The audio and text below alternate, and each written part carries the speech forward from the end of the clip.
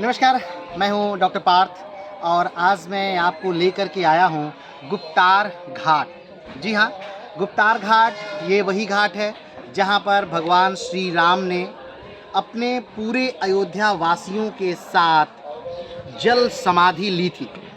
जी हाँ, अगर हम बात करें कि ये गुप्तार घाट कहाँ पर है, तो ये डिस्ट्रिक्ट लगता है अयोध्या। और अयोध्या मूल यानी जन्मभूमि जहाँ है भगवान श्री राम की अयोध्या जन्मभूमि, वहाँ से लगभग 10 किलोमीटर की दूरी पर ये गुप्तार घाट के नाम से एक स्थान है। और काफ़ी यहाँ पर वर्तमान समय में काफ़ी बेहतरीन निर्माण कार्य भी यहाँ पर हो रहे हैं या हो चुके हैं। अगर हम बात करें भगवान श्री राम की, तो कहा जाता है कि भगवान श्री राम जब 27 वर्ष के थे तभी उन्हें गृह निकास दिया गया था, यानी वो जंगल में गए वनवास के लिए। 14 वर्ष का वनवास उन्होंने तय किया। कहा जाता है जब वो वनवास से आए तो वाल्मीकि रामायण के अनुसार 11,000 वर्षों तक उन्होंने इस अयोध्या पर शासन किया। अयोध्या में शासन के उपरांत जब कहा जाता है कि उनका इस लोक का कार्य पूरा हुआ, तब भगवान श्री राम इसी गुप्तार घाट से अपने भाइयों के साथ कहा जाता है कि सीधे वैकुंठ धाम के लिए रवाना हुए। अगर माना जाता है कि जो भगवान श्री राम की समस्त अयोध्या वासियों को सशरीर दिव्य धाम यहीं से लेकर गए। भगवान गुप्त हरि के द्वारा प्रसिद्ध इस तीर्थ का महत्व अयोध्या में सर्वाधिक है। काशी में मणिकर्णिका, उज्जैन में महाकाल और नैमिषारण्य में चक्र तीर्थ का जो महत्व है, वही अयोध्या में गुप्तार घाट का महत्व है। यहाँ तीर्थराज प्रयाग भी कार्तिक मास में स्नान करने आते हैं, ऐसी मान्यताएं हैं। अगर हम बात करें कि ये जो नदी है ये कौन सी है, तो यहाँ पर जो नदी बहती है इसे सरयू के नाम से जाना जाता है। सरयू का जो उद्गम स्थल है वो नेपाल है। नेपाल से होती हुई सरयू अयोध्या में आती है और आगे जा कर के गंगा में सरयू विलीन हो जाती है। गंगा की एक तरह से सहायक नदी है सरयू। और अगर हम बात करें गुप्तार घाट की, तो ये वही घाट है जहाँ पर भगवान श्री राम ने अपने पूरे जनवासियों के साथ, अपने पूरे अयोध्या वासियों के साथ यहीं पर जल समाधि ली।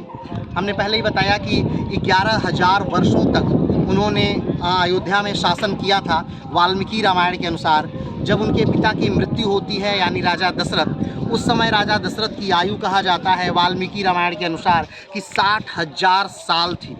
और उस समय भगवान राम जो थे वो वनवास गए। 14 वर्ष के वनवास के बाद जब वो वापस आए तो फिर से उनका राज्याभिषेक होता है और वो इसी गुप्तार घाट से वैकुंठ की तरफ पूरे अयोध्या वासियों और अपने भाइयों के साथ जल में जल समाधि लेते हैं। ये यहाँ पर एक बड़ी अच्छी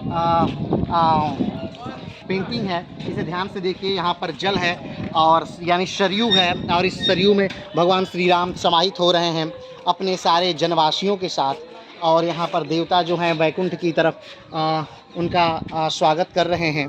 तो अयोध्या से, मूल अयोध्या से, जन्मभूमि से लगभग 10 किलोमीटर की दूरी पर ये गुप्तार घाट है। तो जब भी कभी आप अयोध्या आइए तो अयोध्या के इस स्थल पर आना ज़रूर एक भूलिए नहीं, क्योंकि ये बड़ा जन्मभूमि लगभग सारे लोग जाते हैं, लेकिन राम का समाधि स्थल लोग जाना भूल जाते हैं। अयोध्या अगर देखा जाए तो किसी एक व्यक्ति विशेष का समाधि स्थल नहीं है, बल्कि कई तीर्थों का एक प्रयाग है, यानी सम्मिलित रूप है अयोध्या। जैसे में अगर हम देखें तो जो जैनी तीर्थकर हैं, तो 5 ऐसे जैनी तीर्थकर हैं जिनका जन्म जो हुआ था वो इसी अयोध्या में ही हुआ था।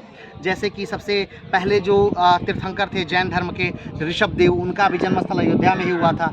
चाहे वो 14वें तीर्थंकर थे, उनका भी जन्मस्थल अयोध्या में हुआ था। कहा जाता है कि जब गुरु नानक देव अपनी यात्राएं कर रहे थे चारों दिशाओं में, तो उस समय भी वो इस अयोध्या में आकर रुके थे। और आज भी उनका एक गुरुद्वारा यहाँ पर बना हुआ है। तो वो भी जैसे कि जैन सर्किट में भी बहुत सारी चीज़ें यहाँ पर घूमने के लिए हैं, हिंदू सर्किट में भी बहुत सारी चीज़ें यहाँ पर घूमने के लिए हैं, बौद्ध सर्किट में भी कई चीज़ें यहाँ घूमने के लिए हैं। और अगर देखा जाए इस्लामिक सर्किट में तो वो भी यहाँ पर काफ़ी ज़्यादा घूमने, क्योंकि जब यहाँ पर अवध यानी अवध शासन जब चल रहा था, यानी यहाँ बेगमों का शासन जब हो रहा था, अवध के नवाबों का शासन जब यहाँ हो रहा था, तो उस समय की बहुत बेहतरीन इमारतें जैसे बहू बेगम का मकबरा जो है या गुलाब बाड़ी जो है, वो यहीं पर यहाँ आसपास फैजाबाद में ही बहुत खूबसूरत इमारतें हैं। तो जब भी कभी आप आइए अयोध्या, तो चाहे गुलाब बाड़ी हो, बहू बेगम का मकबरा हो, राम जन्मभूमि हो, 5 जैन तीर्थंकरों की जन्म स्थली हो, या फिर ये गुप्तार घाट हो, यहाँ पर आना ना भूलिए, क्योंकि अयोध्या किसी एक धर्म से जुड़ा नहीं है, बल्कि ये संगम है सारे धर्मों का।